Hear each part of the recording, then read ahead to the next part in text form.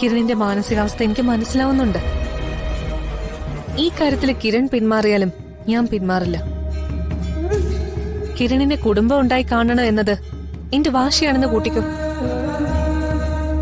അഷിതയുടെ കുഞ്ഞ് ജനിക്കുന്നതിന് മുന്നേ തന്നെ കിരണിന്റെ കാര്യത്തിൽ ഒരു തീരുമാനം നമുക്ക് ഉണ്ടാക്കിയെടുത്തേ പറ്റൂ.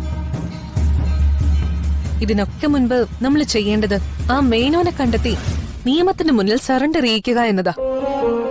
അതെ, എന്റെ കാര്യം വ്യക്തിപരമായ ആവശ്യം മാത്രമാണ്. പക്ഷെ മേനോന്റെ കാര്യം അങ്ങനെയല്ല. ഈ സമൂഹത്തിന് തന്നെ ആപത്തായ ഒരു മഹാവിപത്താണ് അയാൾ. അറിയാം. പക്ഷേ ചില സമയം നമുക്ക് സാധാരണ മനുഷ്യരെ പോലെ പെരുമാറാതെയും ചിന്തിക്കാതെയും പ്രവർത്തിക്കാതെയും പറ്റില്ലല്ലോ. ഇപ്പൊ തന്നെ പൂർണിമേച്ചിയുടെ കാര്യമൊന്ന് ഓർത്തു നോക്കിയേ.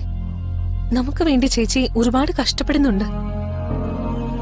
എല്ലാവരുടെയും മുന്നിലും പലപ്പോഴും തെറ്റുകാരിയെ പോലെ നിൽക്കേണ്ട അവസ്ഥ പോലും വരുന്നുണ്ട്. ശരിയാണ്. ചേച്ചി ഈ വിഷമിക്കുന്നത് നാണക്കേട് സഹിക്കുന്നതുമെല്ലാം എനിക്ക് വേണ്ടിയാ. ഞാൻ ചേച്ചിയുടെ അനുജനാണെന്നുള്ള ചിന്ത ചേച്ചിയുടെ മനസ്സിലുള്ളതുകൊണ്ട് മാത്രമാ പലപ്പോഴും പല പ്രശ്നങ്ങളിലും ചേച്ചി മൗനം പാലിക്കുന്നതെന്നും എനിക്കറിയാം. ഞാൻ ഈ വീട്ടിലേക്ക് വരുന്നതുവരെ ചേച്ചിയെ എതിർത്ത് ആരും ഇവിടെ സംസാരിക്കാറില്ലായിരുന്നു. ഇപ്പൊ എല്ലാവരുടെയും മുന്നില് ചേച്ചി കുറ്റക്കാരിയെ പോലെയാ. അതെ, ഈ കുടുംബത്തിന് വേണ്ടി മാത്രം ജീവിക്കുന്ന ചേച്ചിക്ക് ഒരു ജീവിതം ഉണ്ടാവണം.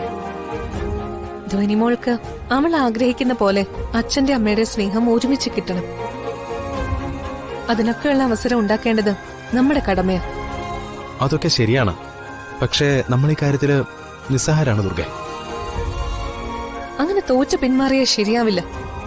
പൂർണിമേച്ചിയുടെയും സഞ്ജയ് ചേട്ടന്റെയും മനസ്സില് പരസ്പരം നല്ല സ്നേഹമുണ്ട്. പക്ഷെ അവരത് മനഃപൂർവ്വം പുറത്തു കാണിക്കാതിരിക്കുന്നതാ. നളിനിയമ്മ പറഞ്ഞത് കിരൺ ഓർക്കുന്നില്ലേ? ഒന്ന് മനസ്സ് തുറന്ന് സംസാരിച്ചാൽ തീരാവുന്ന പ്രശ്നമേ ചേച്ചിയും ചേട്ടനും തമ്മിലുള്ളൂന്ന്. നമ്മള് മുൻകൈ എടുത്ത് അവര് തമ്മിൽ സംസാരിക്കാനുള്ള അവസരം ഉണ്ടാക്കുക വേണ്ടത്. ദുർഗെ, അങ്ങനെയാണെങ്കിൽ അതിനെ പറ്റിയ ദിവസം നാളെയാ. നാളെ ചേച്ചിയുടെ ബർത്ത്ഡേയാ. അതെ, അത് തന്നെ ഞാനും പറയാൻ വന്നത്. ഈ അവസരം നമ്മൾ പാഴാക്കരുത്.